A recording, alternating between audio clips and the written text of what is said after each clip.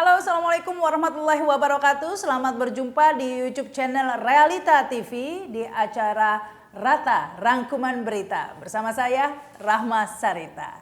Dan kami sudah menyiapkan ini beberapa berita viral hari ini. Langsung saja kita ikuti berita-beritanya. Berita pertama kami awali dengan berita duka. Pagi-pagi tadi kita semua dikejutkan dengan berita wafatnya ekonom senior Faisal Basri ya di Rumah Sakit Mayapada Kuningan ya, dikarenakan serangan jantung sejak 2 hari yang lalu. Ya, Faisal Basri dikenal sebagai sosok yang idealis dan konsisten ya, tidak pernah tergiur untuk menjadi penjilat ataupun corong pemerintah ya, selalu berjuang untuk keadilan dan mengedukasi publik ya tentang kejahatan-kejahatan ekonomi ya, atau ketidakadilan ekonomi yang dilakukan oleh oligarki bekerja sama dengan pemerintah dan partai politik yang melalui wakil-wakilnya di Senayan kemudian mengeluarkan undang-undang yang mengakomodasi atau untuk kepentingan dan keuntungan oligarki dan di waktu yang bersamaan menginjak kepentingan rakyat. Nah, hal tersebut sering terjadi ya, salah satu contohnya adalah Undang-Undang Omnibus Law dan masih banyak lagi yang lainnya. Faisal Basri terkenal vokal ya, selalu nyaring bersuara tanpa rasa takut ya. Dan kita bisa mengenang ya dalam momen ini keberanian-keberanian Faisal Basri, salah satunya ketika bersuara lantang ya mengkritisi kebijakan hilirisasi Presiden Jokowi ya, yaitu melarang ekspor biji nikel mentah ya, yang nyatanya kebijakan itu justru lebih menguntungkan Cina yang memang mempunyai smelter di Republik Indonesia ini ya, sehingga Cina mengeruk keuntungan 90% ya dari kebijakan larangan ekspor nikel mentah ini, sementara Indonesia hanya mendapatkan 10%-nya saja, yaitu dari pajak-pajak yang ditarik oleh pemerintah ya. Dan dengan adanya larangan ini justru memarakkan penyelundupan nikel. Nah, ini juga bersuara lantang Faisal Basri, salah satunya dalam cuplikan video ini di sebuah podcast. Dan belum lagi guru ada penyelundupan. Karena guru kalau barang itu dilarang seperti narkoba dilarang kan? Iya betul. Pasti ada pasar gelapnya kan? Sampai ke penjara-penjara itu. Nah, itu dia. Kalau dilarang, permintaan di luar negeri ada yang nyelundup. Dan yang menyelundup itu petinggi-petinggi. Erlangga Hartarto misalnya. Menantunya Pak SBY, Pak Jokowi, Bobi Nasution. Saya sebut nama. Dan nama itu saya dapatkan dari KPK. Bukan hanya itu, Faisal Basri juga pernah menjadi saksi ahli ya bagi tim hukum nasional Anies Baswedan dan Muhaimin Iskandar dalam sidang PHPU di Mahkamah Konstitusi beberapa waktu yang lalu ya. Saat itu Faisal Basri bersaksi dan memaparkan ya analisanya tentang bansos menjelang pemilu 2024 yang ugal-ugalan. Gentong babi ini mengacu pada praktik yang dilakukan oleh politisi yang menduduki jabatan tinggi di pemerintahan pusat yang mampu menggelotorkan uang lebih besar gitu agar menarik pemilih sehingga dia terpilih kembali. Jadi beda relevan market kalau kita bicara gubernur, bupati dan sebagainya, karena yang dihitung adalah nasional dan gubernur atau bupati tidak punya aparat sampai ke seluruh Indonesia. Gubernur Jawa Timur tidak bisa memerintah kepala desa di Papua, nggak bisa. Tapi kalau presiden bisa, kalau menteri dalam negeri bisa, polisi bisa. Sementara itu di Realita TV sendiri Faisal Basri juga sempat menjadi narasumber sekitar 3 bulan yang lalu ya. Saat itu Faisal Basri membongkar kasus markdown ya, bukan markup ini, markdown, harganya diturunkan ya dalam lelang tambang PT GBU ini ya. Ketika kejaksaan melakukan lelang, harganya kemudian di markdown. Ini berikut cuplikannya. Disampaikan bahwa produksi batu baranya berapa? 12,5 juta ya? 12,5 juta. Apa? Udah deh. 12,5 juta. Nah, kalau 12,5 juta dikali berdasarkan harga batu bara 2022 ya. Kan ini 23 dia sudah terjadi $345, kursnya 14.500, maka nilainya 62,5 T. Oh, lebih besar lagi nih nilainya. Oke, kita jangan pakai 345, pakai yang paling rendah 70. Ya, kalau $70 dari 12,5 juta ton batu bara itu nilainya 12,7 triliun. Ya. Jadi patut diduga banget. Jadi 12,7 dijual 1,9. Untung berapa itu? 10 T untungnya. Iya. Terus pinjam lagi. Jadi modalnya apa? Modal dengkul. Uang pinjam dari bank, tidak memenuhi syarat buat bank sebesar bank BNI, bank negara juga nih, bank milik rakyat juga gitu ya. Biasanya ngasih kredit itu kepada perusahaan yang udah 2 tahun untung, asetnya jelas, direksinya jelas, ini bodong kan, segala macam itu. Jadi ini hanya bisa dilakukan kalau berjamaah. Tidak mungkin satu pihak. Makanya kita lihat ada nama-nama tadi Boy Thohir, ada keluarga Suryajaya juga kalau saya tidak salah, ada macam-macam ya. Karena saya pelototi itu walaupun saya punya chartnya yang diberikan oleh teman-teman itu udah selebar sajadah, tapi mata saya masih susah aja ngelihat gitu. Jadi ini patut diduga memang kalau dari ini potensi ya, potensi penerimaan dari ekspor saja kalau semuanya diekspor, tapi intinya patut digugah kerugian negara berlipat ganda, luar biasa gitu ya. Ya tidak hanya 1, sekian T gitu. Ya inilah tamaknya si para penguras kekayaan rakyat ini, udah untung gede pengen super gede. Sudah dapat rezeki banyak, ingin banyak banget. Sangat boleh jadi, kenapa harus banyak banget? Karena harus dibagi sampai mengalir jauh ke hilir Sungai Bengawan Sampai Solo. bisa jadikan siapa jadi presiden? Ya, makasih. Itulah tadi beberapa cuplikan ya perjuangan Faisal Basri ya, di samping begitu banyak yang lainnya pastinya. Salah satunya kita tayangkan tadi, tentunya kita semua merasa kehilangan ya. Saya jadi berpikir sebelumnya kita kehilangan sosok seperti Rizal Ramli yang juga pemberani dan berjuang untuk keadilan. Kemudian sekarang ini Faisal Basri ini ya, saya jadi khawatir ya seandainya sosok-sosok seperti Rizal Ramli dan Faisal Basri ini kemudian terus berkurang ya. Faisal Basri mempunyai kemampuan ya untuk menjelaskan masalah-masalah ekonomi, akal-akalan dalam kebijakan ekonomi politik begitu ya, yang sebenarnya rumit dengan bahasa yang sederhana sehingga mudah dipahami oleh semua orang ya.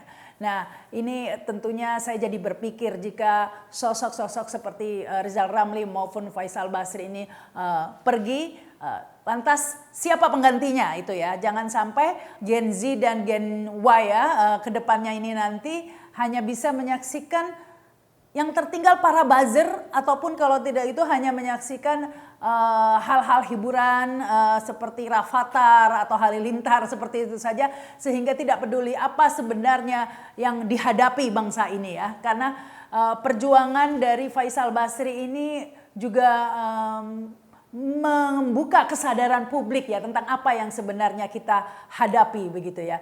Semoga ini tidak terjadi, semoga masih banyak Faisal Basri lainnya di Indonesia ini yang terus konsisten berjuang ya, tidak pernah tergiur untuk menjadi penjilat. Selamat jalan Bang Faisal, perjuanganmu akan tetap hidup.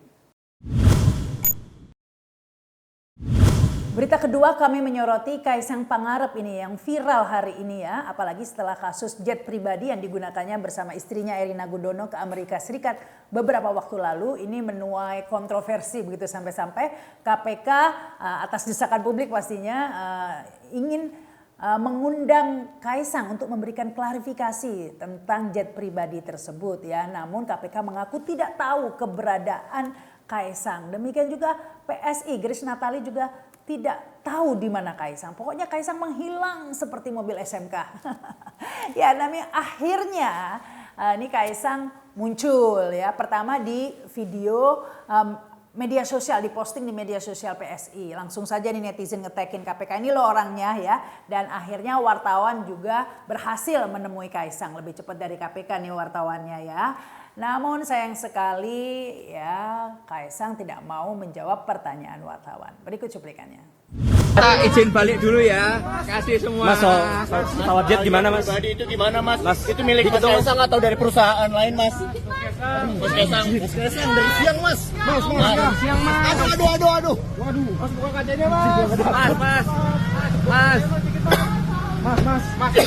Kaca Mas. Mas dari pagi Mas.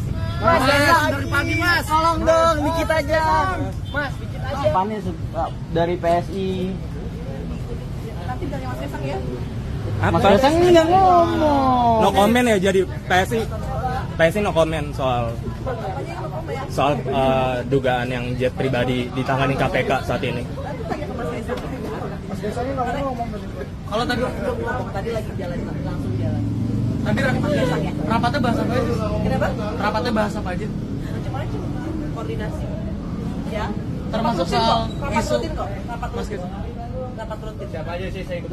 Ada pembahasan jet pribadi juga sih soal klarifikasi dan lain-lain. Rapat rutin tentang PS. Makasih ya teman-teman. Thank you. Kasihan ya wartawannya dari pagi udah gitu dilempar gitu ya antara ke PSI, anggota PSI dan kemudian ke Kaisangnya pada gak mau jawab ya. Saya jadi ingat loh ya nggak tahu kok tanya saya. Ya tapi itulah ya semuanya kemudian tidak jelas tapi ini timbul harapan publik. Nah ini sudah ada orangnya ya. Ketika publik mendesak KPK untuk melanjutkan ya dugaan kasus gratifikasi terkait jet pribadi ini. Namun disayangkan ya akhirnya setelah orangnya ketemu KPK justru membatalkan rencana untuk mengundang Kaisang guna mengklarifikasi masalah jet pribadi ini ya. Alasannya karena KPK ingin lebih fokus dulu untuk meneliti laporan dari masyarakat terkait jet pribadi ini ya. Waduh ini tentu sangat mengecewakan ya. Jangan sampai jadi plesetan ini ya di netizen. Jangan sampai KPK ini kemudian berubah jadi komisi pembela Kaisang. Ya harus diusut terus ini ya kasus jet pribadi ini. Meskipun sebelumnya sempat ada yang berargumentasi konyol menurut saya ini yang mengatakan bahwa Kaisang ini nggak bisa dikenakan kasus gratifikasi karena bukan penyelenggara negara. Salah satunya ini Bobi Nasution ya juga mengatakan ini membela adik iparnya, mengatakan oh nggak bisa bukan penyelenggara negara. Golkar juga, tapi tentu saja ini argumentasi yang cacat logika begitu ya, nggak di luar Nurul. Bayangkan kalau itu alasannya ya enak aja dong semua pejabat korupsi saja yang nampung anak bininya dan dia bebas ya. Ini kan logikanya seperti apa? Kita tahu jurisprudensi Mahkamah Agung juga mengatakan bahwa gratifikasi itu ya justru termasuk juga anak istri ya, money laundering begitu jadinya ya. Kalau ini tidak termasuk ya enak aja pejabat bisa puas-puasnya yang menerima kemudian hanya istri dan anak cucunya dan dia bisa bebas. Tentu saja tidak seperti itu. Dan ini sudah terbantahkan. Saya berharap kasus jet pribadi ini mungkin hanya kasus kecil dari sekian banyak kasus dugaan korupsi yang lebih besar lagi begitu ya. Tapi saya berharap kasus jet pribadi Kaisang ini bisa menjadi pintu masuk bagi KPK ya untuk membongkar kasus-kasus yang lebih besar lagi ya. Kalau sampai KPK-nya tadi itu berubah menjadi komisi pembela Kaisang, ini patut wajib hukumnya publik untuk mendesak dan kalau perlu turun ke jalan ya. Karena kasus ini ya tadi itu diharapkan bisa jadi momentum merupakan simbol ya. Kasus jet pribadi ini merupakan simbol ketidakadilan ya, dan juga potret buruknya penegakan hukum di Indonesia dalam hal ini KPK. Sehingga perlu untuk diperjuangkan ya, karena seringkali kasus-kasus besar itu justru dipicu dari yang kecil dulu ya. Wah, viral juga di internet ya ketika revolusi Prancis justru dipicu dari komentar Marie Antoinette yang tidak peka dengan mengatakan let them eat cake begitu ya, karena ketika rakyat Prancis tidak bisa makan roti. Nah, hal-hal kecil itu bisa memicu hal-hal yang lebih besar. Semoga kasus jet pribadi ini tidak dibiarkan hilang begitu saja, tidak kemudian orangnya hilang terus kasusnya hilang, tapi terus diproses oleh penegak hukum, kalau tidak masyarakat terus mengawalnya. Berita ketiga, ini ada pemimpin tertinggi Gereja Katolik ya, Paus Fransiskus ya, yang datang ke Indonesia, yang kebetulan begitu ya, kayak nyindir ke berita sebelumnya tadi ya, yang naik jet pribadi. Paus Fransiskus datang ke Indonesia dengan pesawat komersil, kemudian dijemput dengan mobil Innova begitu ya. Dan agenda hari ini, hari Kamis, Paus Fransiskus mengadakan kunjungan ke Masjid Istiqlal ya, untuk menggelar acara pertemuan lintas agama gitu ya, dan sempat menghadiri atau melihat terowongan silaturahmi ya. Kalau ingat dulu sekitar tahun 2021 ini diresmikan ya, terowongan silaturahmi ini dibangun menghubungkan gereja katedral dan Masjid Istiqlal begitu ya. Biayanya sekitar 40 miliar waktu itu ya, untuk membuat terowongan tersebut, dan ini disebut terowongan silaturahmi sebagai simbol toleransi katanya. Mahal itu toleransi ya. Tetapi yang pasti Paus Fransiskus ini juga akan menggelar misa akbar begitu ya di GBK malam ini.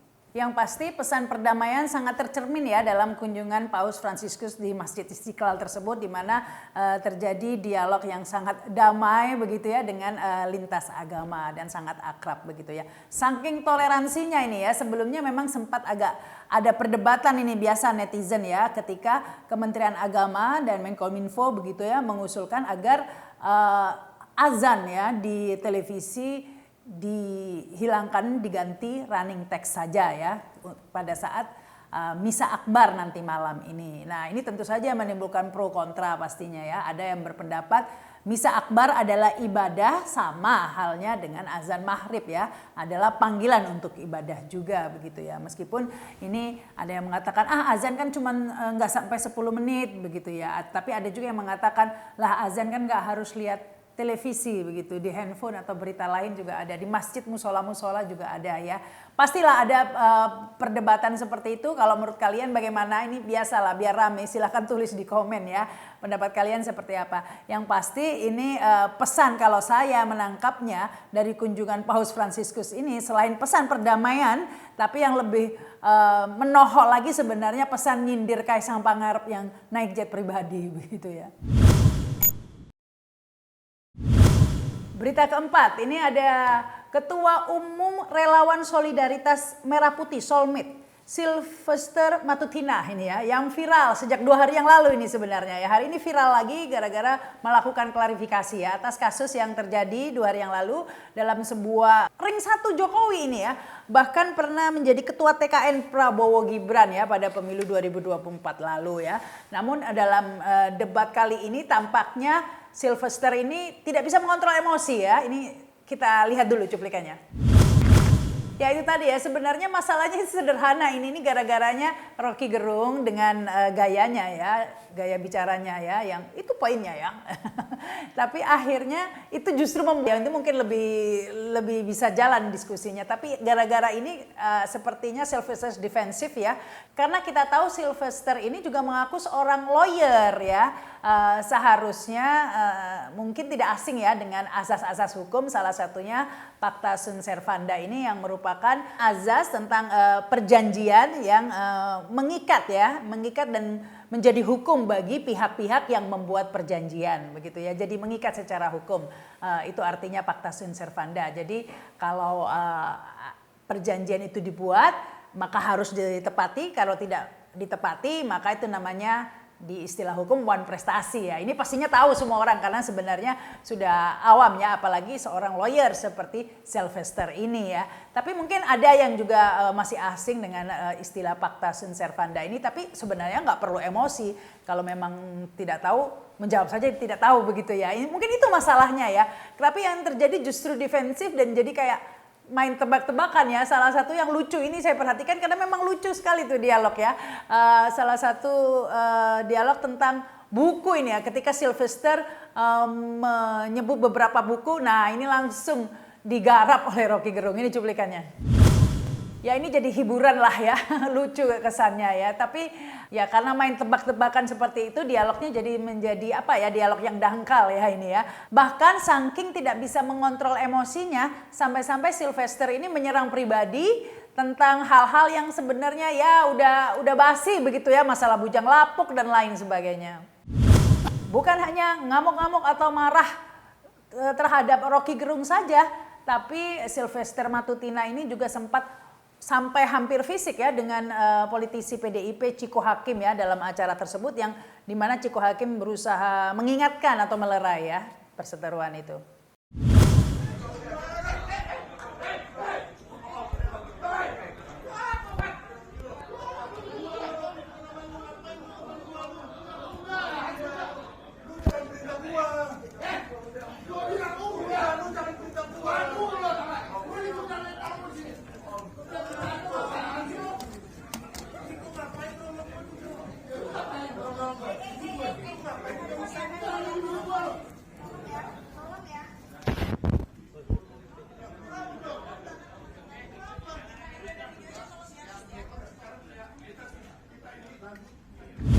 Nah hari ini bikin viral lagi deh Sylvester Matutina ini ya, dengan memposting video klarifikasinya begitu ya. Berikut cuplikannya. Mengenai dinamika yang terjadi tadi malam Selasa 3 September 2024 antara saya Sylvester Matutina dan saudara Rocky Gerung, itu adalah bentuk shock terapi saya kepada saudara Rocky Gerung yang selama ini selalu memfitnah, merendahkan dan memaki semua orang di Republik ini, termasuk para senior, para akademisi, para pakar, dan juga kepada Presiden Jokowi yang dikatakan tolol dan bangsat. Selama ini orang-orang tidak pernah membalas, hanya mendiamkan saja. Tapi coba kita bayangkan bagaimana kalau saudara kita dan orang tua kita dihina segitu rendahnya oleh saudara Rocky Gerung. Apakah kita bisa terima? Lebih baik saya mati daripada dihina, direndahkan seperti itu. Saya berjanji, saya akan mengejar orang itu sampai ke lubang tikus mati. Ya, Sylvester mengaku yang dilakukan hanyalah shock terapi begitu ya terhadap Rocky Gerung yang kerap menghina begitu ya, mengatakan Jokowi bajingan bangsat katanya. Padahal seingat saya bajingan tolol waktu itu ya. Dan tidak ada yang berani membalas kepada Rocky Gerung, maka dia saat itu sengaja shock terapi untuk membalas begitu ya. Aduh, padahal kan Rocky Gerung ini bukan menyoroti pribadi ya, kebijakannya ya. Kebijakan dari Jokowi bukan masalah balas-balasan. Rakyat juga nggak pernah membalas juga ini ketika Jokowi benar-benar merusak tatanan hukum dan tatanan pemerintah di negara ini begitu ya. Ini bukan masalah balas-membalasan ya, tapi memang mengkritik kebijakan Presiden Jokowi, bukan hina-menghina, tapi tampaknya nggak nyampe nih Sylvester ini. Tapi bukannya membela Sylvester ya, saya cuma mengatakan memang nggak nyalahin juga ya, karena memang susah berdebat dengan Rocky Gerung ini. Apalagi posisinya ketika kita harus membela Jokowi dan keluarganya begitu ya. Jangan lagi Sylvester ya, orang yang pinter, profesor pun itu kadang-kadang bisa kelihatan dungu begitu ya. Karena harus membenarkan sesuatu yang udah jelas-jelas salah sampai nggak ada argumentasinya. Jadi saya nggak menyalahkan Sylvester kehabisan argumentasi dan kemudian emosi, karena memang materi yang dibela ini memang dia sangat sulit begitu ya. Jangan lagi dia profesor saja, Yusril Iza Mahendra aja sampai kayak nggak bisa ngomong kadang-kadang ya. Kalau harus membela sesuatu yang memang sudah jelas salah. Jadi tugas Sylvester ini memang teramat sangat berat begitu ya. Kalau yang pinter saja kesulitan ngomong, apalagi yang... Tulis komentar kalian ya tentang perseteruan ini. Berita kelima, ini berita terakhir ya. Ada babak baru tentang kasus Dr. Aulia Risma ya, yang bunuh diri diduga akibat dibully oleh senior-seniornya. Dr. Aulia Risma adalah dokter peserta program pendidikan spesialis atau PPDS ya di Universitas Diponegoro di Rumah Sakit Karyadi ya. Dan babak baru saat ini keluarganya sudah mengambil langkah ya, yaitu melaporkan ke polisi beberapa seniornya tersebut dengan kasus ancaman dan pemerasan. keluarga korban sudah menyerahkan bukti-buktinya ya, bukti pemerasan maupun ancaman. Dan yang menarik di sini keluarga korban juga mengaku bahwa sebelumnya sudah kerap melapor ya ke kepala prodi ya, bahwa Dr. Aulia Risma ini kerap mendapat perlakuan tidak manusiawi, antara lain yaitu jam kerja yang berlebihan dari jam 3 pagi hingga jam 2 malam begitu ya, 2 pagi juga ini ya, hampir 24 jam begitu ya. Dan namun itu tidak ditanggapi begitu. Kenapa ya tidak ditanggapi itu? Apa setorannya kenceng begitu ya? Kan ini menimbulkan dugaan apa memang ada backing ini senior-seniornya ini sehingga bisa bebas melakukan pemerasan. Ada yang mengatakan 40 juta sebulan ini Dr. Aulia Risma harus membayar, belum lagi diintimidasi, bahkan ada yang mengatakan di beberapa berita disebut sampai pelecehan begitu ya, di harassment. Nah ini mengapa bisa seleluasa ini senior-senior melakukan? Apakah kepala prodinya ini tidak curiga ya, apalagi sudah dilapori beberapa kali oleh keluarga korban ya. Dan akhirnya kini keluarga korban lapor ke polisi. Karena tidak bisa dibayangkan ya bagaimana perasaan keluarga korban ini ya, anaknya yang dari kecil disekolahkan, pintar sesuai dengan cita-citanya menjadi dokter, akhirnya justru dibully, diperas hingga tidak kuat dan meninggal dunia. Orang tua korban salah satunya yaitu ayahnya bahkan sampai memburuk kesehatannya dan meninggal dunia beberapa waktu lalu ya setelah kematian Dr. Aulia Risma. Nah saat ini keluarganya menuntut keadilan begitu ya. Ini harus dikawal ya karena sebelumnya sudah lapor ke kepala prodi nggak ditanggapin begitu ya. Memang kurang ada tanggapan serius ya, baik dari seharusnya ada tindakan serius ini dari Menteri Kesehatan, dari Menteri Pendidikan begitu ya, dari ID begitu ya. Mungkin lebih tepat kata netizen ini harusnya dari dulu lapornya ke Ikatan Netizen Indonesia saja ya biar viral ya, daripada lapor ke kepala prodi dan tidak digubris atau tidak ditangkapi ya. Keluarga korban mengatakan melaporkan kasus ini ke kepolisian memang tidak bisa mengembalikan nyawa korban ya, tetapi setidak-tidaknya ini perundungan atau bullying ini tidak terjadi pada dokter-dokter lainnya ya. Ini bisa dibayangkan jika pendidikan dokter saja yang orangnya pinter-pinter ya, pendidikannya tinggi bisa seperti ini. Bagaimana pendidikan lainnya begitu ya, potret pendidikan lainnya di Indonesia, ini yang memprihatinkan. Apalagi saya jadi heran ya mengapa harus sistemnya seperti ini. Apakah memang sengaja dibuat seperti ini sehingga tidak gampang untuk menjadi dokter ya. Jumlah dokter semakin sedikit, akhirnya ya kita tahu undang-undang kesehatan yang baru memperbolehkan begitu ya dokter asing untuk praktek di Indonesia atau mempermudah begitu ya. Apakah ini ada korelasinya mengapa Menteri Pendidikan, Menteri Kesehatan begitu ya diam saja membiarkan ini ya terjadi praktek yang sebenarnya sepertinya sudah tradisi. Nah, kasus Dr. Aulia ini sebenarnya puncak gunung es yang membuka ini ya ke mata publik ya, bullying yang sudah bertahun-tahun terjadi dan saya yakin korbannya sebenarnya bukan Dr. Aulia saja begitu.